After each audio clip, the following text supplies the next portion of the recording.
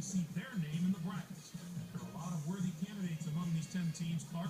Which of these bubble teams stands out to you right now?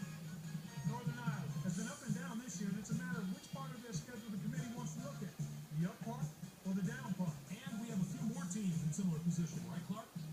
Oklahoma should be considered among the best of the major conference teams, not holding an automatic bid. There are plenty of non-power conference teams knocking on the door that may prevent them from getting an invitation. I'm sure it's been a long week for those teams, but the wait's almost over. The NCAA Selection Committee has finished its meeting, and we're ready to unveil the top 4 seeds in this year's tournament.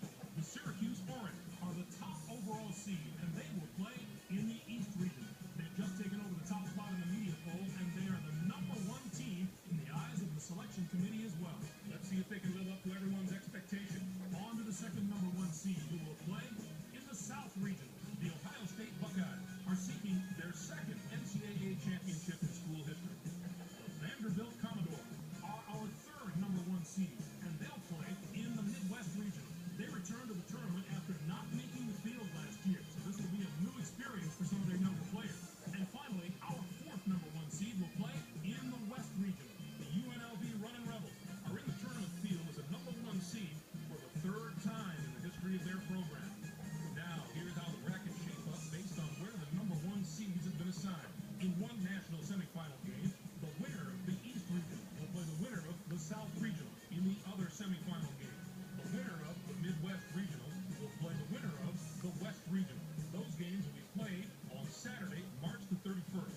Then they'll be on to the national championship game on Monday night, April the 2nd. Anything shocking to you about those picks? Well, when you see the selection committee deviate from the top 4 teams in the media poll, it's a little surprising. They've opened themselves up to some criticism of these picks. So, with the #1 seeds out of the way, it's finally time to tackle the rest of the bracket. First up, we take a look at the East Regional. The Syracuse Orange are the top seed, finishing at 28-6. They won both the regular season and conference tournament titles in the SEC. They will take on the winner of the opening round play-in game between Brown with 15 wins.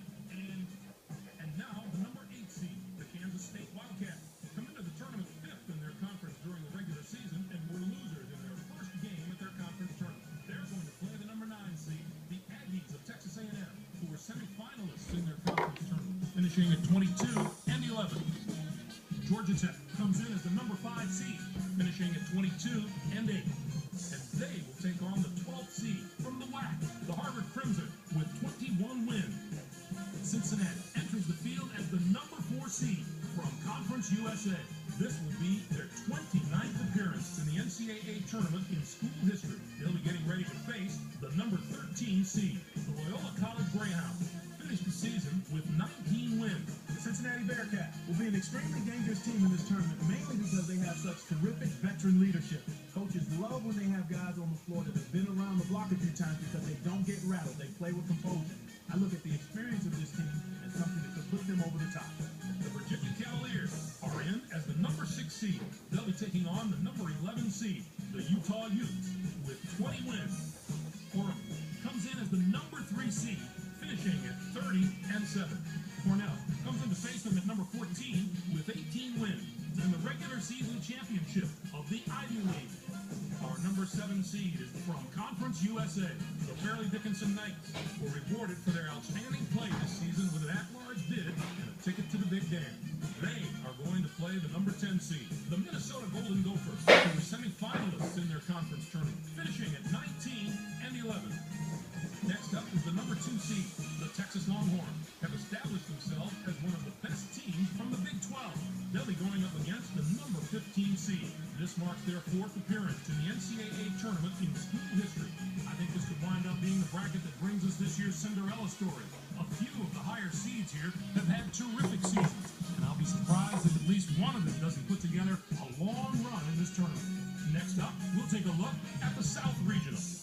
The Ohio State Buckeyes are the top seed, finishing at 29-5. They were winners of the regular season championship in the Big Ten. They'll take on the Central Arkansas Bears, the #16 ranked team. This will be their 2nd appearance in the NCAA tournament in the history of their school. St. Joseph comes in as the #8 seed, finishing at 25-7. Jacksonville comes in to face them at number 9 with 29 wins in the tournament and regular season championships of the Atlantic Sun Conference. Cal enters the field as the number 5 seed from the Big East. This will be their 20th appearance all time in the NCAA tournament. They'll be getting ready to face the number 12 seed, the Drexel Dragons, who finished the season with 24 wins. The California Golden Bears are a team I love watching play. They've been one of the highest scoring teams in the country, and I don't see any reason for them to slow down during the tournament.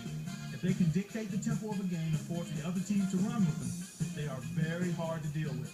I wouldn't put it past these guys to make a run this year. DePaul comes in as the number 4 seed, finishing at 25-9. They'll take on the 13th seed from the Southern Conference, the Mountaineers of Appalachian State, with 25 wins. And now the number 6 seed, the South Carolina Gamecocks, come into the tournament on the strength of a third-place finish in their conference regular season and were losers in their first game at their conference tournament. They are going to play the number 11 seed, the Northern Iowa Panthers, who were second in their conference, finishing at 24-6. The Seton Hall Pirates are in as the number 3 seed. They'll be taking on the number 14 seed, the Tennessee State Tigers, with 22 wins. Next up is the number 7 seed. The Florida Gators have established themselves as one of the best teams from the SEC. They'll be going up against the number 10 seed, the Charlotte 49ers, with 25 wins. This marks their 13th appearance in the NCAA tournament in the history of their school. Our number 2 seed is from the ACC. The North Carolina State Wolfpack had a tremendous year that included a regular season championship. They're going to play the number 15 seed, the Quinnipiac Bobcats, who came in first. And looking into the future a little bit, this bracket looks poised for a titanic matchup in the regional final. If the top 2 seeds can take care of business in the first 3 rounds, we have the possibility of a classic Elite 8 meeting.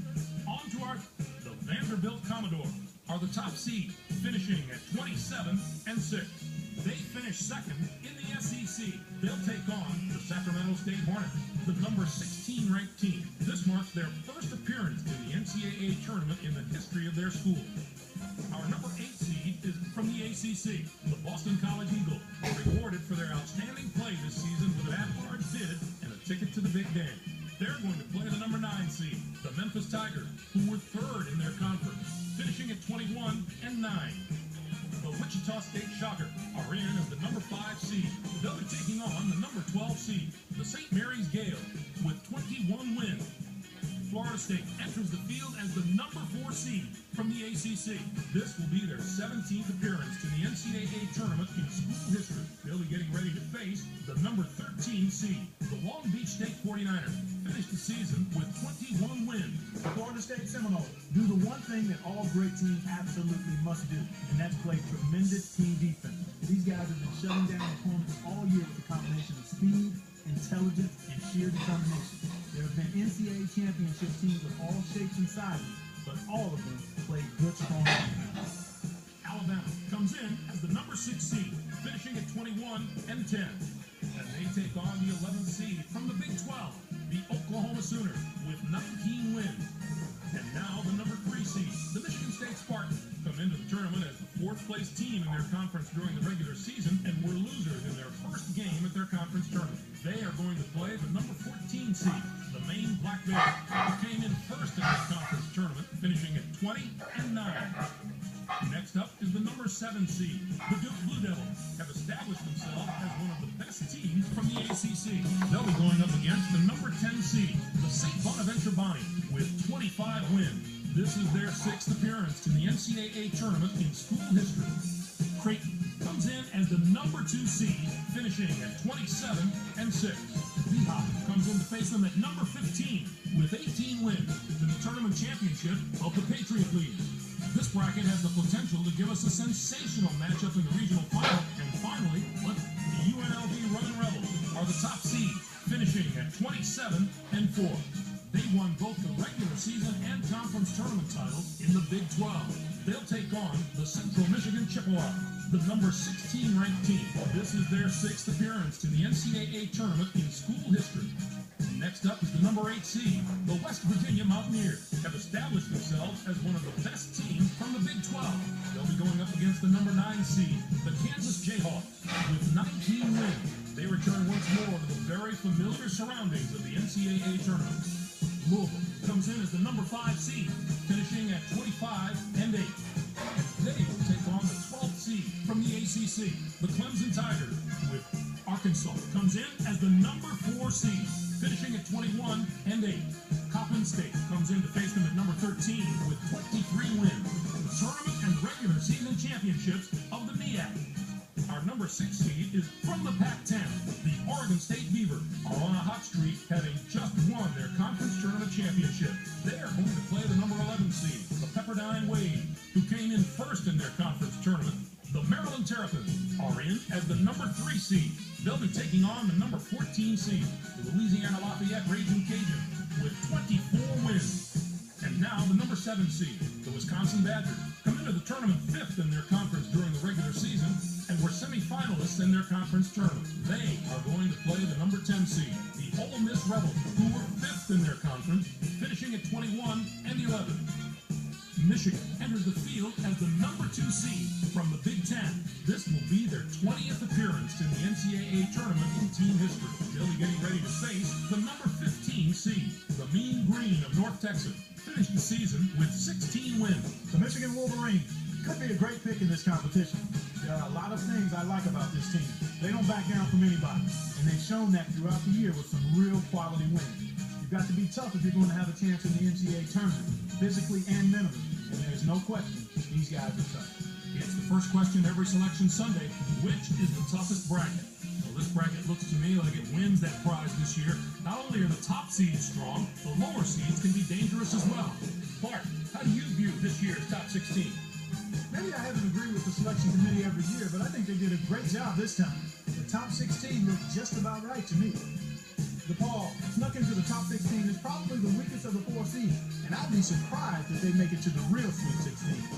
Now, let's bring the conference picture into focus. The ACC gets 18. The Big 12 with 7. 6 out of the SEC. The Big East gets 16. What a down year for the non-power conference. Here's the list of the teams that were on the bubble heading into Selection Sunday. So, partner, which of those invitees should be sending the selection committee a thank you card? Utah had a terrific finish to the season, and I'm sure that's what put them in the field. The selection committee doesn't want teams to back into the tournament. They want teams to come in playing good basketball. While those teams are celebrating getting into the tournament, let's take a look at the other teams who were on the short end of the stick. Rutgers Just didn't have enough difficult matchups this year to justify an NCAA tournament bid. I guess next year the coach will make sure to have a stronger non-conference schedule to avoid another snub. Thanks, Clark.